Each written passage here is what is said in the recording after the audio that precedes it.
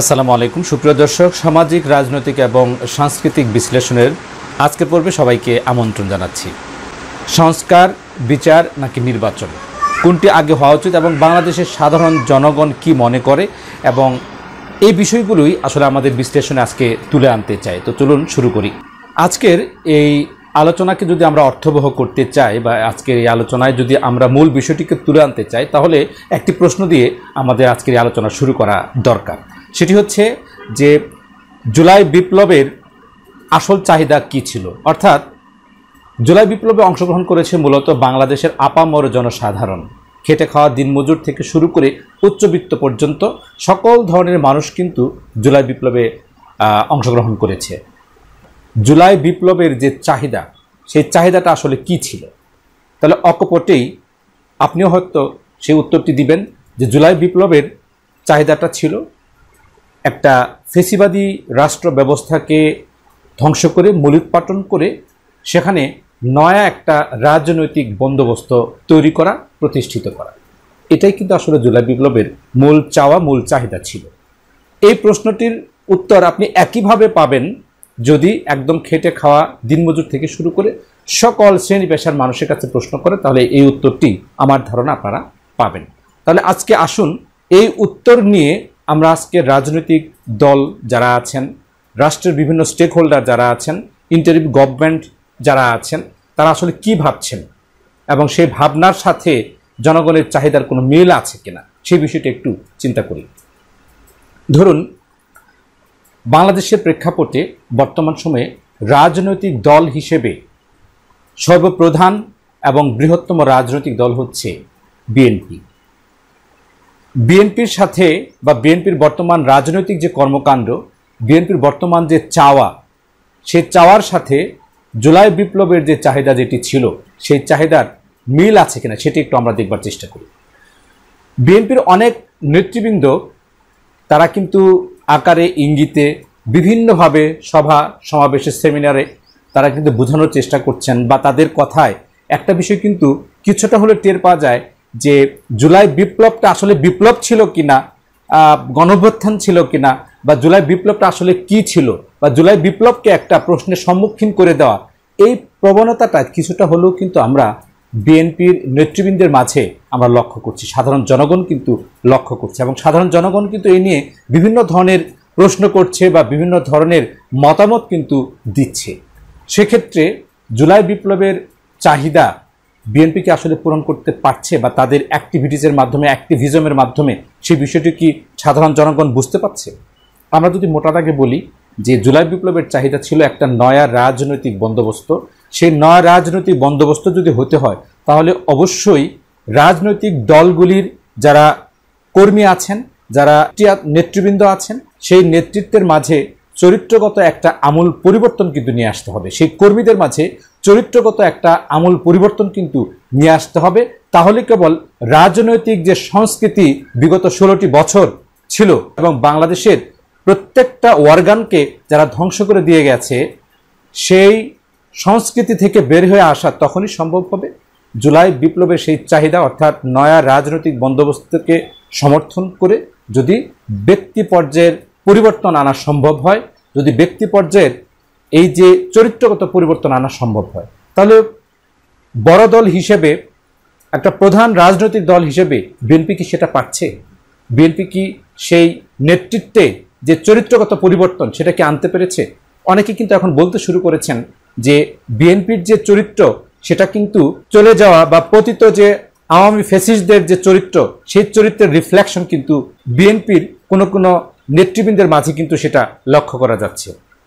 তাহলে এই রাজনৈতিক দল যদি জুলাই বিপ্লবের চাহিদা পূরণের ক্ষেত্রে অনেক দূর পিছিয়ে থাকেন, তাহলে সংস্কার, বিচার নাকি নির্বাচন, এই বিষয়টি কিন্তু আমাদের কাছে খুবই পরিষ্কার হয়ে যায় যে এই যে নয়া রাজনৈতিক বন্দোবস্তের কথা বলা হচ্ছে, সেটা বাংলাদেশে প্রতিষ্ঠিত থাকবে নাকি পতিত স্বৈরাচারের ফেলে যাওয়া যে ফ্যাসিস্ট আচরণ সেটা বলবৎ থাকবে। এই বিষয়টি এখন বড় একটা চ্যালেঞ্জিং বিষয় হয়ে দাঁড়িয়েছে।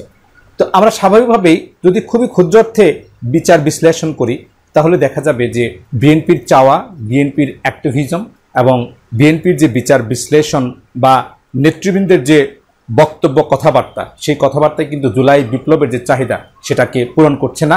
জনগণের যে ম্যান্ডেট সেটা কিন্তু প্রতিফলিত হচ্ছে না, করছে না। এবার আসুন, বাংলাদেশের দ্বিতীয় বৃহত্তম রাজনৈতিক দল যাদেরকে ধরা হয় বাংলাদেশ জামায়াত ইসলামী, তারা কতটুকু এই চাহিদা পূরণ করতে সক্ষম হচ্ছে বা তার ধারে কাছে আছে কিনা সেই বিশ্লেষণটা করা জরুরি। বাংলাদেশ জামায়াত ইসলামী তাদের সংগঠন পদ্ধতির আলোকেই, তাদের যে নীতি আদর্শ আছে সেই নীতি আদর্শের আলোকেই গণতান্ত্রিক একটা চর্চার যে পরিবেশ বা চর্চার যে একটা অভ্যাস, সেটা কিন্তু তাদের ইন্টারনাল এনভায়রনমেন্টের মধ্যে আছে। ব্যক্তি চরিত্রের যে পরিবর্তন এবং জুলাই বিপ্লবের যে চাওয়া নয়া রাজনৈতিক বন্দোবস্ত, কখনো কখনো মনে হচ্ছে যে জামাতের যে রাজনৈতিক নেতৃবৃন্দ যারা আছেন তারা এই ব্যক্তি চরিত্রের পরিবর্তনের পক্ষে এবং তারা চাচ্ছেন একটা নয়া রাজনৈতিক বন্দোবস্ত। ফ্যাসিস্ট যে আচরণ সেটা এই সমাজে না থাকুক, ফ্যাসিস্ট যে ব্যবস্থা সেই ব্যবস্থা বলবৎ না থাকুক, তারা এটা চাচ্ছেন। এবং ব্যক্তি পরিবর্তনের যে মেকানিজম সেটা যেহেতু জামাত ইসলামীতে আছে, এই প্রশ্নে তারা উতরে যাচ্ছেন বা এই প্রশ্নে সাধারণ জনগণের সমর্থন বাংলাদেশ জামাত ইসলামী কিন্তু আসলে পাচ্ছে। যে কারণে শোনা যাচ্ছে যে জামাতের সমর্থন দিনকে দিন বাড়ছে, যেটা বিএনপির জন্য সবচেয়ে বড় চ্যালেঞ্জ। কিন্তু পাশাপাশি আরেকটা বড় প্রশ্ন দেখা দেয় যে কখনো কখনো কিন্তু বিএনপির সুরেই কিন্তু আবার জামাতকেও কথা বলতে শোনা যায়।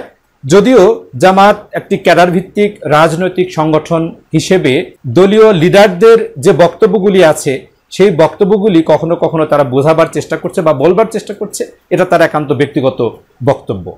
এইভাবে তারা চেষ্টা করছে জনগণের কাছাকাছি আসবার জন্য। তবে একথা সত্য যে যেহেতু বাংলাদেশ জামাত ইসলামী একটা ন্যূনতম গণতান্ত্রিক প্রচেষ্টা কিন্তু তাদের ইন্টারনাল পরিবেশে আছে, যে কারণে আমাদের বিশ্লেষণে আমরা বলতে পারি যে বাংলাদেশ জামাত ইসলামী বিচ্ছিন্ন বিক্ষিপ্তভাবে যদিও বলে থাকে যে নির্বাচন খুব দ্রুতই দেওয়া উচিত বা নির্বাচন কখন হবে এটাও মাঝে মধ্যে বলতে শোনা যায়, এটা হচ্ছে তাদের আসলে সামগ্রিক বক্তব্য না। যদি তাদের জনশক্তির চরিত্র বিশ্লেষণ করি তাহলে আপনি দেখবেন যে তাদের বেশিরভাগ জনশক্তি, বিশেষ করে যারা এখনো নেতৃত্বের পর্যায়ে আছেন, তাদের বক্তব্য, বিভিন্ন টকশোর বক্তব্য, বিভিন্ন সোশ্যাল মিডিয়ার যে বক্তব্য, এই বক্তব্য, ইভেন তাদের ছাত্র সংগঠনের যে বক্তব্য, সেই বক্তব্যগুলো যদি আমরা বিশ্লেষণ করি তাহলে একটা বিষয় খুবই স্পষ্ট হয়ে যায়, সেটি হচ্ছে যে তারা আসলে সংস্কার এবং বিচার এই দুটার পরই কিন্তু তারা নির্বাচন চাচ্ছেন। সংস্কার এবং বিচার যদি হয়, তারপর যদি নির্বাচন হয়, তাহলে কেবল বাংলাদেশে যে ফ্যাসিস্ট রাজনৈতিক বন্দোবস্ত বলবৎ ছিল এবং কিছুটা হলেও আছে, সেটা কিন্তু একদম সমূলে উৎপাটন হবে তখনই যখন নয়া রাজনৈতিক বন্দোবস্ত প্রতিষ্ঠিত হবে এবং বাংলাদেশের সংস্কার এবং বিচার এই দুটি যখন প্রায়োরিটি পাবে। তো এবার আসুন, আমরা যে ছোট দলগুলি আছে তারা আসলে নয়া বন্দোবস্ত, রাজনৈতিক বন্দোবস্ত চায় কিনা। আমরা মোটা দাগে বলতে পারি যে এনসিপি চাচ্ছে, কিন্তু তাদের চরিত্রগত যে পরিবর্তনের কথা আমরা বলছি সেই চরিত্রগত পরিবর্তনের ক্ষেত্রে তারা কিন্তু প্রশ্নাতীত থাকবে না, তারা প্রশ্নের মুখে পড়বে।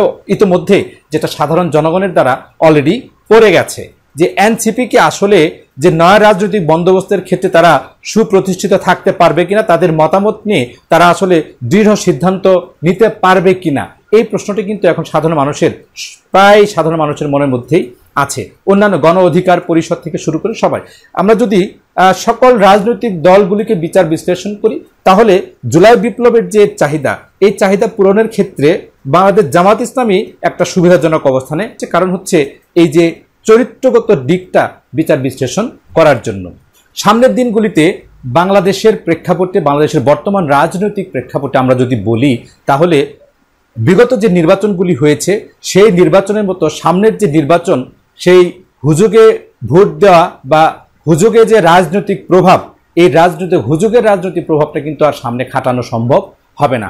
বাংলাদেশের জনগণ কিন্তু তা হতে দেবে না। এটা কিন্তু সাধারণ মানুষের জেস্টার পোস্টারে কিন্তু সেটা খুবই স্পষ্ট হয়ে যাচ্ছে। এই জন্য বাংলাদেশের আগামী দিনের সংস্কার আগে হবে নাকি বিচার আগে হবে নাকি নির্বাচন আগে হবে, এই বিশ্লেষণে এসে খুবই স্পষ্ট হয়ে যায় বাংলাদেশের সাধারণ মানুষের চাওয়া যেটি, জুলাই বিপ্লবের চাহিদা যেটি, সেই প্রশ্নের উত্তর না পাওয়া পর্যন্ত বা সেই চাহিদাকে পূরণ না করা পর্যন্ত বাংলাদেশে নির্বাচন বিলম্বিত হওয়াটাই যুক্তিযুক্ত।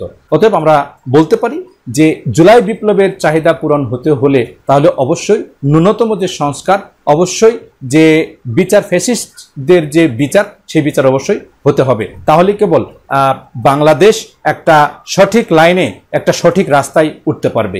এই চাহিদার সাথে যে রাজনৈতিক দল তাদের সুর মেলাতে পারবে, এই চাহিদার সাথে যে রাজনৈতিক দল তাদের পথটি বেছে নিতে পারবে, তারাই কেবল বাংলাদেশের সামনের রাজনীতিতে লিডিং পজিশনে থাকবে এবং তারাই বাংলাদেশের জনগণের ম্যান্ডেট পাবে, বাংলাদেশের জনগণের প্রচুর সমর্থন পাবে, এটা আমরা বলতে পারি। বাংলাদেশের রাজনৈতিক দলগুলি তাদের মাঝে যে গুণগত পরিবর্তন দরকার, চরিত্রগত যে পরিবর্তন দরকার, এবং বাংলাদেশের প্রত্যেকটি রাজনৈতিক দল নয়া রাজনৈতিক বন্দোবস্তের দিকে এগিয়ে যাক, সেই শুভ প্রত্যাশায় আজকের বিশ্লেষণ শেষ করছি। দেখা হবে পরবর্তী পর্বে আরও কোনো ইন্টারেস্টিং বিষয় নিয়ে এবং কোনো বার্নিং ইস্যু নিয়ে। সে পর্যন্ত সকলে ভালো থাকবেন, সুস্থ থাকবেন। শুভকামনা সকলের জন্য। আল্লাহ হাফেজ।